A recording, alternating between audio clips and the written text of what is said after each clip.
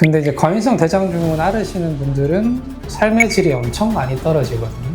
그러니까 예를 들면 뭐 출근길에 지나가는 지하철 역마다 내린다. 불안해서 중간에 신호가 올까봐 그런 분들도 계시고, 실제로 연구 결과를 보면 과민성 장증후군 있는 분들이 불안이나 우울과 관련된 질환을 앓는다는 통계가 많거든요.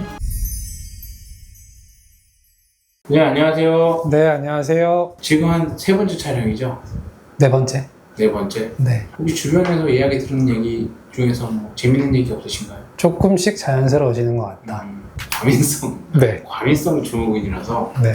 과민하단 말이 좀 예민하단 말이랑 비슷한 얘기인 거죠? 네, 그렇죠. 비슷한 얘기인 거죠. 네. 그럼 대장 증후군에 대해서 한번 말씀을 조금 해주시면 좋을 것 같아요.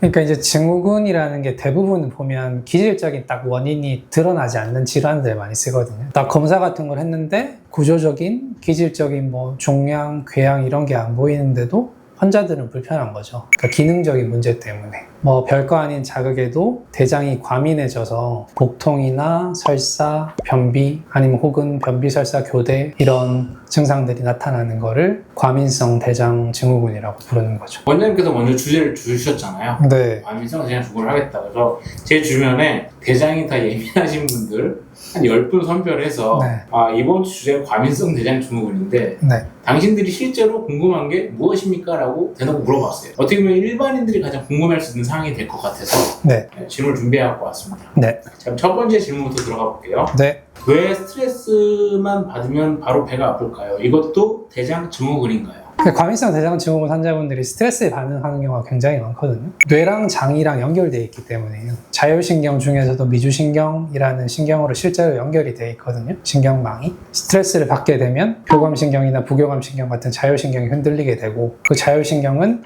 그 위장관의 수축 리듬에 실제로 영향을 준다는 거죠. 뭐 복통, 변비, 설사 같은 게 생길 수 있는 거거든요.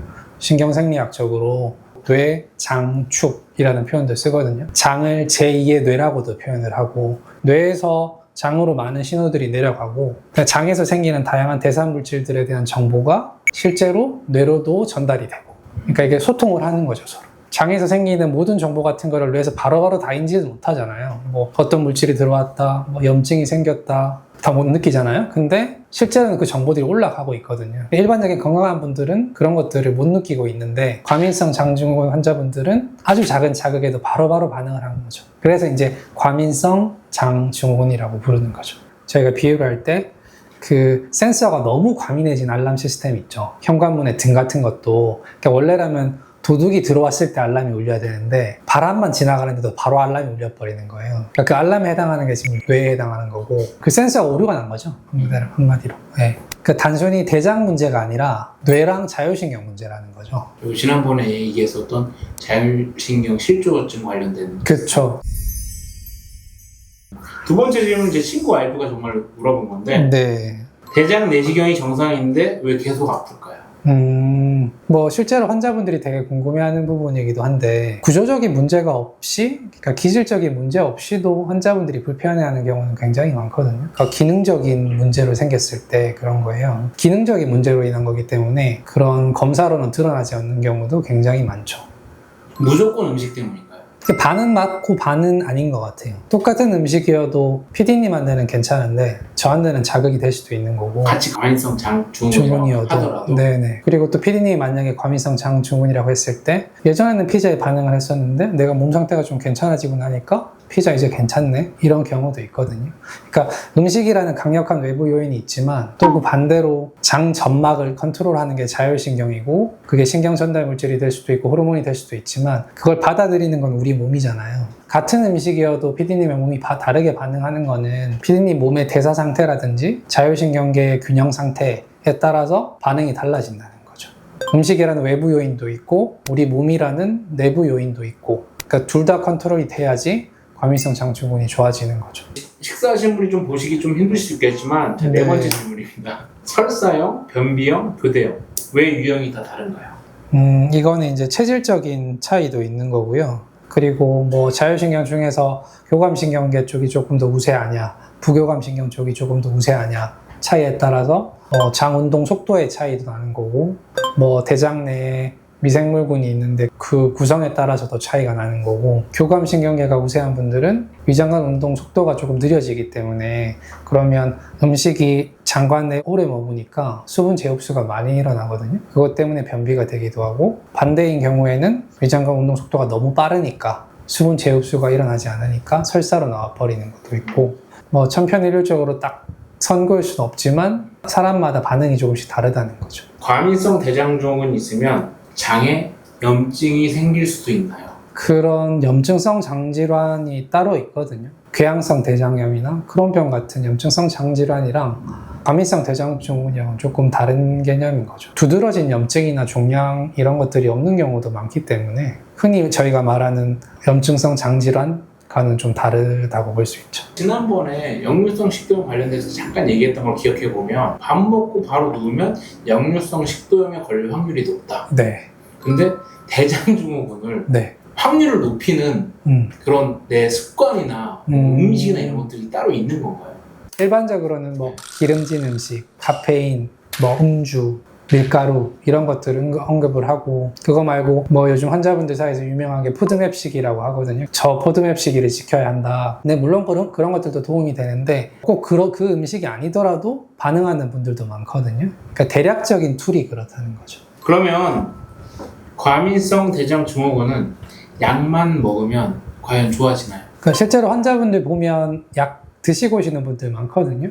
뭐 진경제라든지 완화제라든지 신경안정제 같은 거 드시고 오시기도 하고, 어떤 분들은 항불안제 같은 거 드시고 오시기도 하는데, 그런 걸 드심에도 불구하고 계속 반복이 돼서 오신단 말이죠. 결국에 좋아지려면은 대장에 영향을 미치는 자율신경이 안정이 돼야 되고, 장 점막의 과민도가 떨어져야 되는 거고, 위장관으로의 혈액순환량이 좋아져야 되는 거거든요.